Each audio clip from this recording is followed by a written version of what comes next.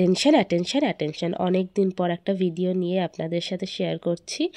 Actually আমার শরীরটা খুবই খারাপ, গলার অবস্থা এখনও শুনলে হয়তো বুঝতে পারবেন, এখনও খুব খারাপ রয়েছে। কিন্তু একটা ছোট্ট জায়গায় ঘুরতে গেছিলাম, ভাবলাম অনেক দিন আপনাদের সাথে কিচ্ছু শেয়ার করা হয়নি, তাই ছোট্ট একটু মুহূর্ত শেয়ার করে নিচ্ছি। অ্যাকচুয়ালি গঙ্গা আরতি দেখতে গেছিলাম, প্রিন্সেপ ঘাটের কাছে একটা গঙ্গা আরতি হয়, সেখানেই গেছিলাম। চলুন আপনারা ভিডিওটা দেখে নিন।